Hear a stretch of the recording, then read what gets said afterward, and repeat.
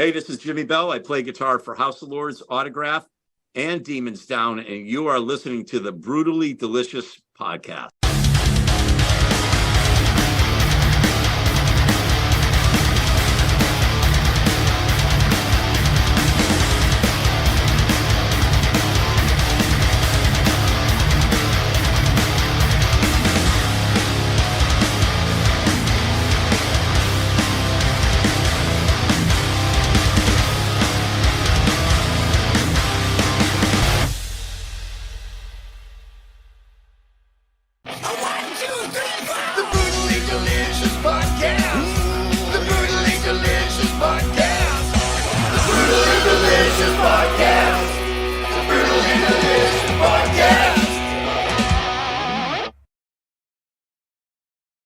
I'm Bruce. That's my partner, Rena.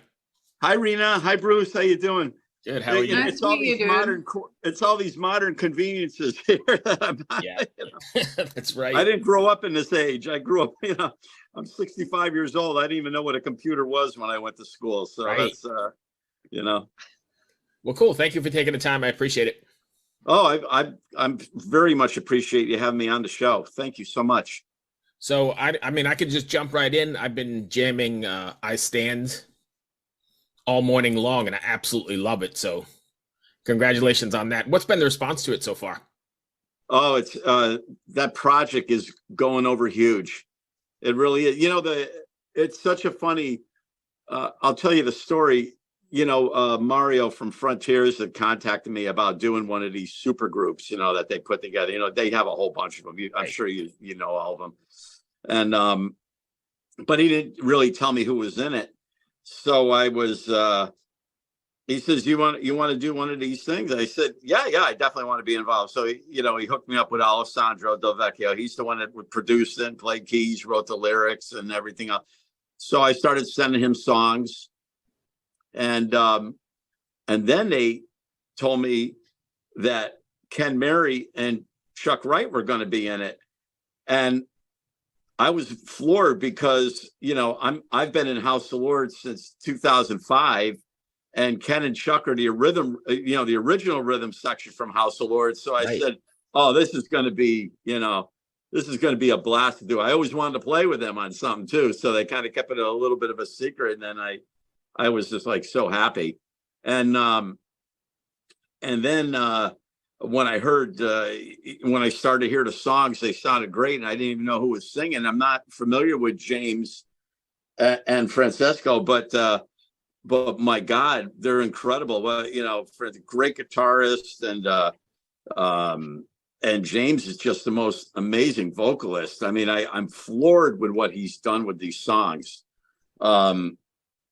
Especially me being a big Ronnie James Dio fan. He's got like the power of Ronnie, and that similarity, So you jumped in without even knowing who was in the project? Yeah, that's half the fun of it. Well, they pieced it together, they contacted me first.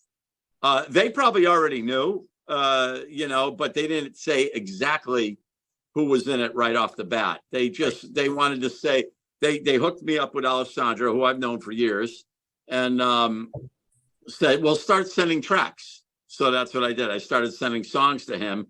And then slowly, it started coming out who they were looking at and for the other musicians. And I was just thrilled. I couldn't be happier with the way this record came out. Honestly, I'm especially like you mentioned, I Stand. That's one of the tracks that I wrote. Yeah, I don't write lyrics. I only write music, But it just, really came out amazing. Really, really did. I agree. Yeah. I mean, I'm older, like I said, and I have my influences are, from way back, so among my Johnny Winter and my and Aldimeola, who was how I learned to do all my speed picking. Ritchie Blackmore was a huge influence to me. Right. So I kind of like took those three guys and created my own style. But Ritchie's musical influence really stuck with me a lot. I mean, I loved his work with Rainbow too, as well. You know, I was a huge fan of all the Deep Purples all the way down. But then, you know, even when he left and did Rainbow with Ronnie, it was just like, oh, this is great. And you know, so this almost has, you know, to me, you know, I've always dug that tune, Gates of Babylon, that Rainbow did. You know, it's got the whole Arabian thing, and Yeah. I wanted to, you know, not copy, but it's just an influence. You know, I really like that sound. You know, so it was just something I happened to hit on when I was, you know, writing the song. I said, oh, this is good. You know, I dig it. Rita? Yeah, it's not plagiarism if you just call it a tribute, right? You know? yeah, yeah, That's basically how it works. But right. you said that you don't write lyrics, you just write the music, but do lyrics still matter to you? Does it matter Oh, what the singers are on about? yeah.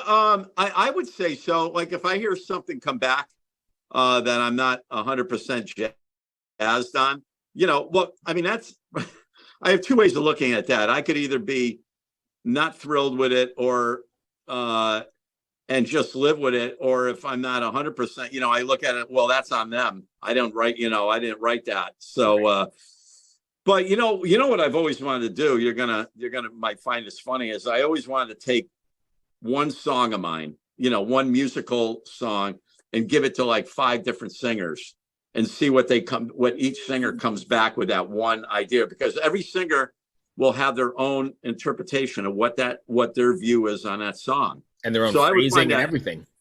Yeah, phrasing, lyric. So I would find that to be very interesting to hear what each singer comes back with, you know, on the same tune. But I'll tell you, that actually happened on this record, and I'll give you a little example. So when I first started, do I have time to do this? Give you examples? Oh, Yeah, absolutely. Go ahead. Okay. So for every House of Lords record I write, you know, out of the, you know, 10, 11 songs that they use, I always write about 15 to 16 songs. There's always extra tracks. Mm-hmm. And then a lot of times James Christian will go back and revisit the ones and say, oh yeah, I like that. You know, because once he gets set on the 10, you know, or 10 or so, and then he's got those in his head, and anything afterwards that I send, he might not even really listen to, because he's all done, you know, and he does, you know, it's like, well, that's good, but I'll listen to it, you know, some other time. So we always go back and revisit. So what happened is I had this tune that's on the last House of Lords record we just did, Saints and Sinners. There was one track left over from our previous album, New World, New Eyes. There was one particular track that I kept, you know, that I really liked. So I sent that out to Alessandro right away because it wasn't being used.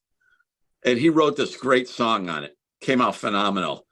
Then all of a sudden I'm doing, you know, keep in mind now I'm doing 3 records at the same time. I'm doing House of Lords record, Autographs record, and the Demons Down album all at once. I'm gonna have all these projects going. So all of a sudden James Christian comes back with the song all finished. He goes, I took that song from the last thing, and I'm going like, you know, a big panic came over me because I didn't know what to do, because Alessandro just finished doing this amazing song for the same track. But what James Christian did with it was equally as great. So I had to tell him that, you know, and he was, you know, he was all flipping out. He said, Jimmy, this is strong. I want to keep this. So I kind of threw it in Frontier's hands. I go, here, both records are coming out on Frontiers. You guys decide. You know? I mean, I didn't know what to do. I mean, it was kind of like, and they ended up letting James Christian keep the song. Wow. So because I was had plenty to send to Alessandro, but it was funny. Both of them came out great. If you ever heard both versions, it's pretty good. How do you juggle all those projects at once? I usually go by the singer, you know, the band. Like what I write for House of Lords and Demons Down is nothing what I would write for Autograph. Autograph is more straight ahead rock and roll, you know, that vibe. And I always look at the singer, like Simon is a totally different singer than what James Christian or I, of course, like I said, I didn't even know what James from Demons Down was going to sound like until I heard him the final mixes of the I Stand record, and man, I was blown away. So, but I like to write for the singer. Usually, if I get involved in a project, I'll listen to what the band's doing first, you know, the vibe of music that they're doing. And then I listen to the singer's range. It's very important to me to always try to write something that will complement what he's doing. You know, I wouldn't try to push a melodic rock song onto Simon, even though he would probably be able to do it, but it's not really what Autograph was about, you know, so. Right. So I try to keep in the genre of the music that whatever the band's doing. They're sort of more anthemic, right? Yeah. Yeah. It's, you know, it's a different era, different time. Oh, yeah. You know, that's what it is. House of Lords, I was just thinking when you were talking, I remember, and you can correct me if I'm wrong, wasn't Gene Simmons on board in the beginning of House of Lords? Yeah, Gene Simmons signed them in the early days. That was the first three. They were on his label, the Simmons label, which was part of RCA. See, my metal knowledge is pretty good. Yeah, you're kicking ass. You're kicking ass, my friend. That's good. Yeah, no, you were right. You're right on the money. And there's actually some TV shows. You could find them on YouTube that they're on performing live with the original lineup with Greg Giuffria and everybody, and Ken and Chuck and Laney. But and Gene Simmons is in the audience because the guy makes it a point to say, "Look at Gene out there in the audience, like a proud papa," you know. Right.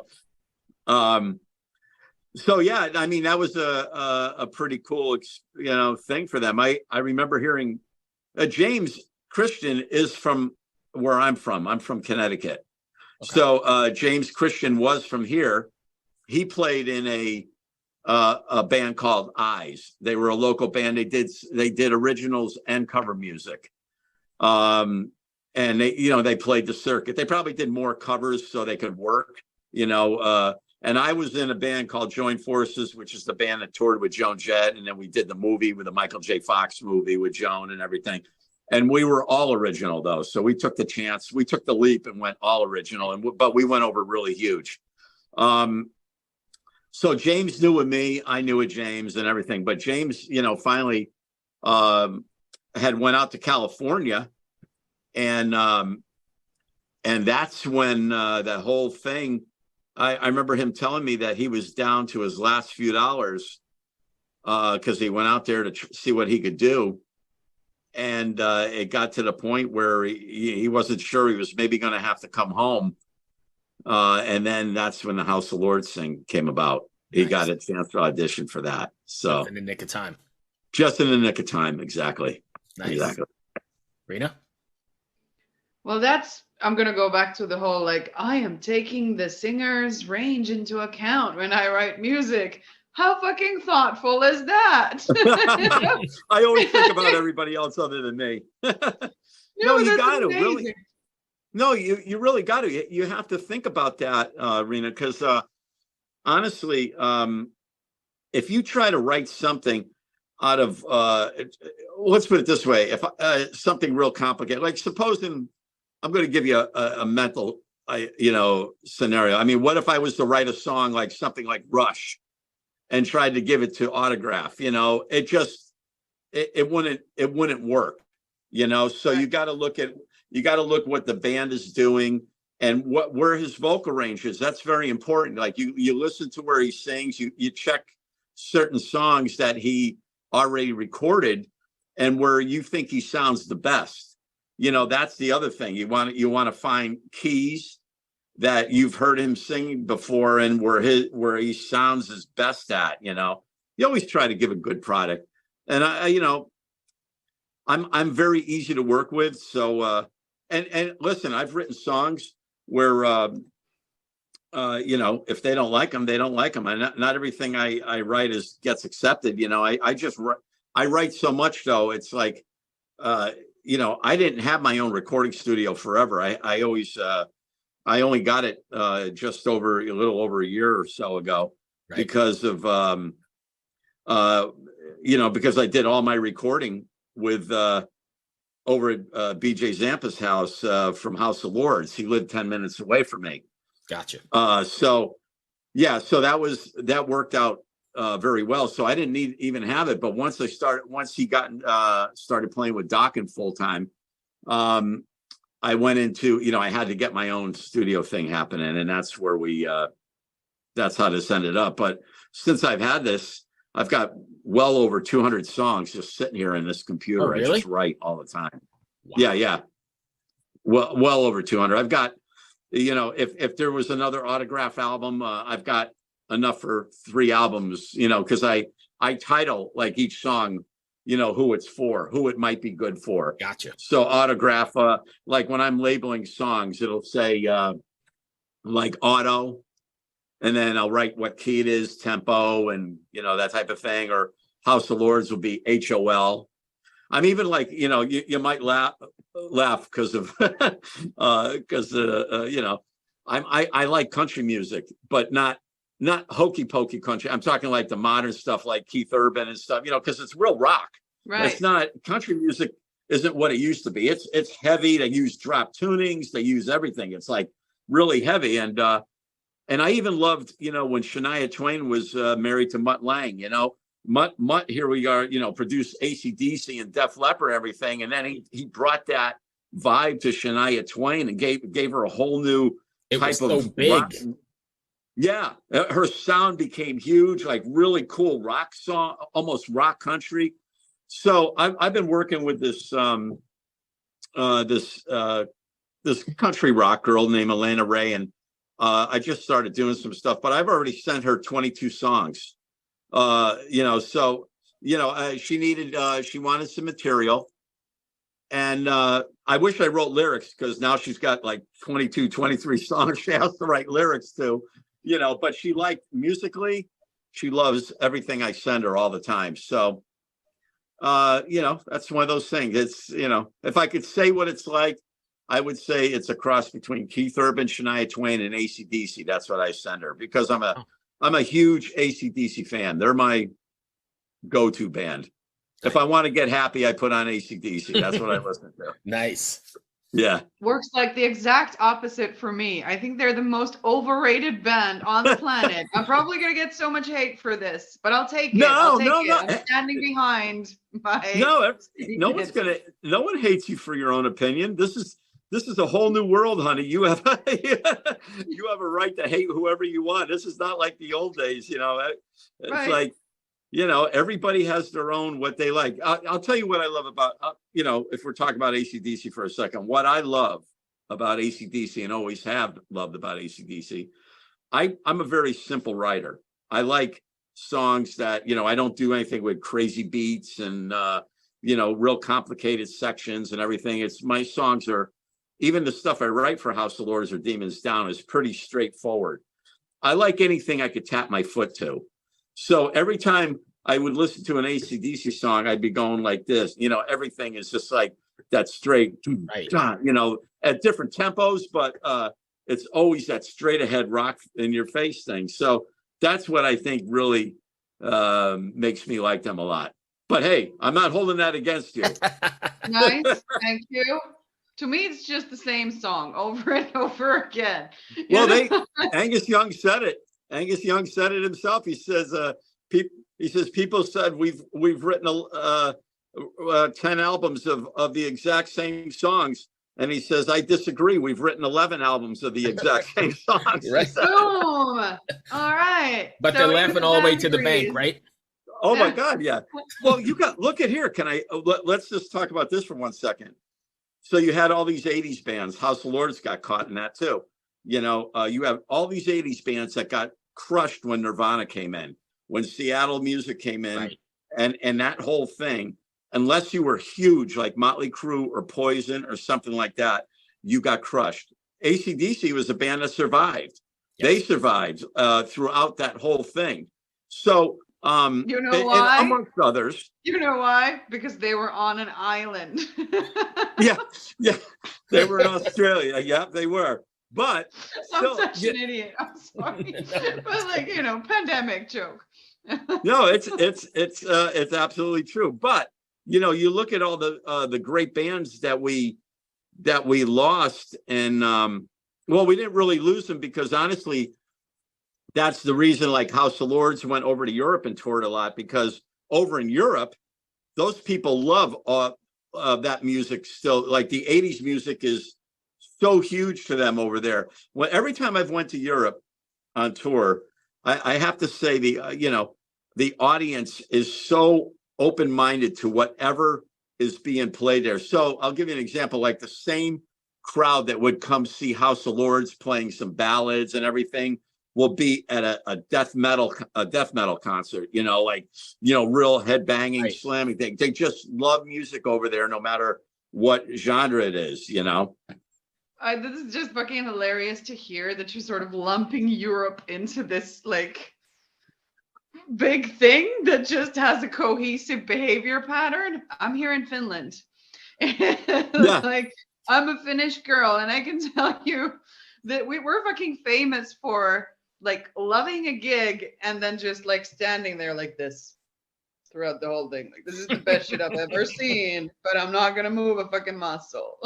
Well, that's funny. That's funny because I'll tell you, we've played some of the shows that House of Lords played, especially in Germany. I'll never forget because I witnessed this.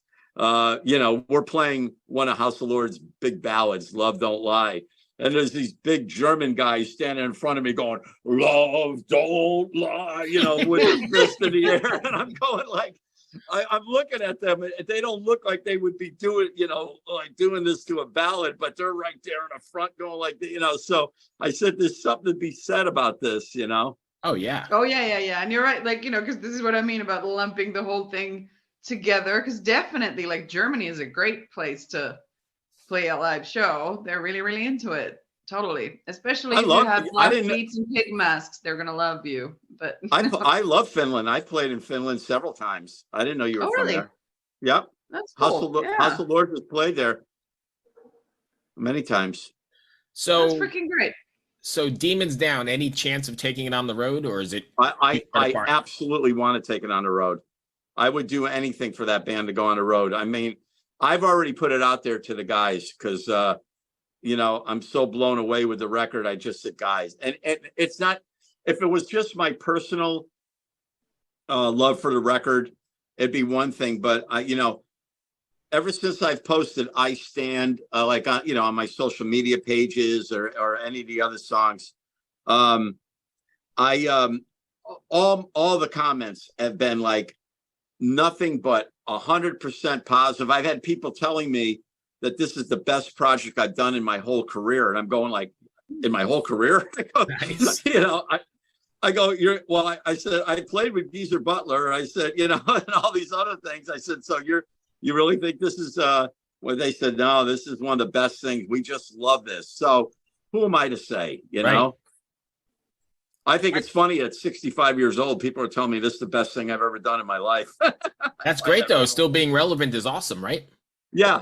I might, it shows that I'm not too old to do stuff, as long as I'm playing guitar, I'll play as long as I can, Right.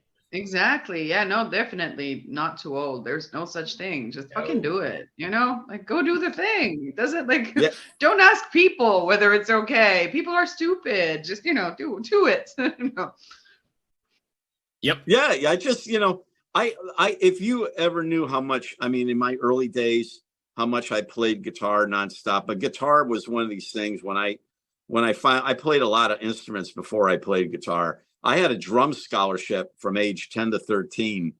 And I was jamming with some guys here at my house, and the guitar player left his guitar here. He left it out of the case and just leaning against the amplifier. This is the 70s now.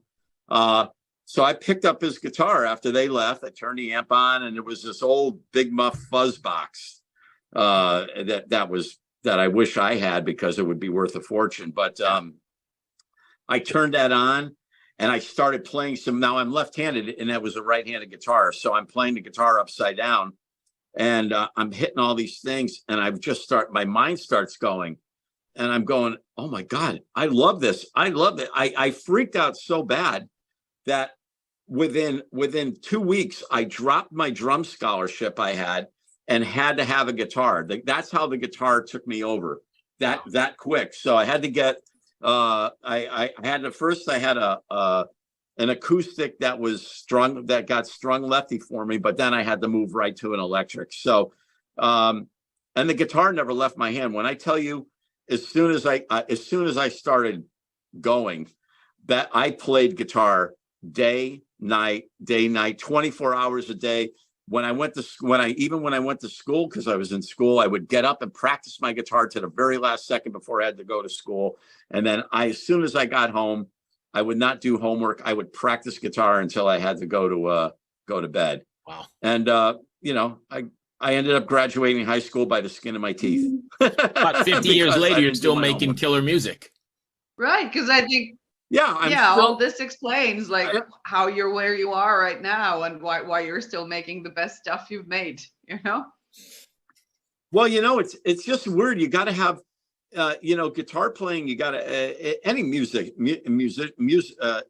instrument you pick up. You have to have a love for it. It has to you have to be really taken by it. I used to teach guitar. Very frustrating to teach. I'm not a very good teacher because of the fact that I'm self-taught.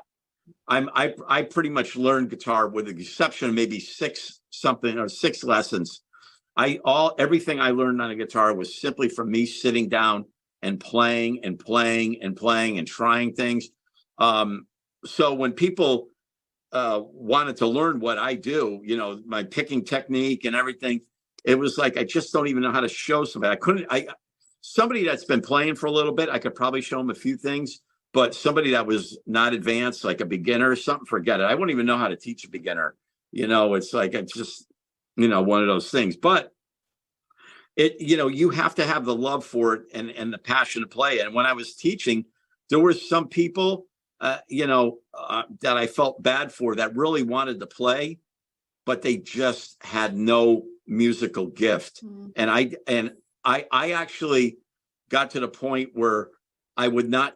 I told them I didn't want to. I didn't say I didn't want to teach you. I would make some other kind of excuse because I did not want to take their money for lessons because I was guilty about that, knowing that they would never achieve the next part of it. I don't know if that was a smart thing to do because everybody needs money, but I didn't want to do that. I didn't want to take the honest thing anyway. It was honest. I didn't want to just keep taking from them and saying, yeah, you're going to get this, and then just sitting looking at the clock and going, okay, now see you next week. And I just couldn't take it. But yeah, you have to. And here's the thing about when I grew up playing guitar. Like I said, I started late 13, early 14. There was no such thing as computers, YouTube, any of that stuff. Kids nowadays, young guitar players nowadays, they want to learn something. They go to YouTube, they type it in. There's a million guitar players showing you how to play this, note for note, everything. When I was trying to learn a Deep Purple song off a Machine Head, I had to keep taking the record needle and putting it back and forth, trying to get it without slowing, and I couldn't slow it down. Right. So I was trying to figure out what Ritchie Blackmore was playing, and then so I wrecked records doing that. Finally, cassettes came out. So then I said, "Oh, this is great! I could go back and forth with the forward, rewind, just kept going back and forth on that one spot." But it still didn't slow it down, so I could actually hear what was being played. So, my ear training got very good. But what was even more important than anything is that I developed my own style of guitar playing because of this. Because I wasn't able to copy things exactly note for note, I would take things and create something that kind of sounded like it. So from that point, you get to you start building your own style of playing. And that's what's important. You don't want to be like, that's why I purposely, throughout my guitar playing years, of course, I was around before Yngwie was around. Right. But when Yngwie came out and everybody started jumping on the neoclassical bandwagon, doing the harmonic minor scales, diminished, sweeping arpeggios, and I stayed away from that because everybody that was going in that direction all sounded like Yngwie. And it was just like, it definitely was a trend. Yeah. Yeah, it was a trend. So, and you're not going to get recognized for that. There's Yngwie, and that's it. Yngwie started this. You're always going to get compared to him, even if you're doing it amazing. If you're treading on the neoclassical thing, and even if you're the most amazing guitar player, people are going to say, "Oh, that's like Yngwie," or "You sound like Yngwie." That's a very difficult thing to deal with, if you don't have your own identity. Yeah. That was the one thing back in the 80s when I was interviewed for Guitar Player magazine. I was in this column called Spotlight. It was in Guitar Player magazine. I'll never forget it because the gentleman, Mike Varney, who used to run the column, used to do 3 kind of unknown players. Mm-hmm. And all of them would always say, he would always do a description, and he would always say, kind of sounds like, similar, sounds very similar to this, sounds very similar to that. Right. And me, when my thing, it was, I didn't sound like anybody. He says he's got this amazing right hand. He didn't compare me to anybody. I was just like, that was great. That's beautiful. Hey, I hate to do this, but we're running up against time in the Zoom here. I keep hearing that. I thought we could go as long as we want, but no. Okay, what do you want to talk about real quick? Thank you, my friend. I appreciate you taking the time. Oh man, if you got more questions, please book another one. I like doing. We could have gone on for like easily an hour, but the next one is like already waiting for 2 minutes. We can do this again for sure because it was a great conversation. Exactly. Yeah, no, there's so much you didn't even hit on. My stuff with Ozzy and playing with Geezer and the Joan Jett stuff that I did and everything. If you don't mind, I'll hit John up again and we'll do something else. Yeah, let's do that. Let's do it for sure. I want to do another one. Awesome. I appreciate Sequel it. time, bitches. Yeah. Yeah, let's do another. I appreciate it. I'll hit John up as soon as I'm done today. All right, wonderful. Yeah, let's book another. All right, man. Thank you, my friend. Brilliant. Be safe. Be well. Super lovely talking to you. See you later, dude. Nice too. Take care of yourself, hon. Cheers. Bye-bye. Yeah. Bye, dude. Bye.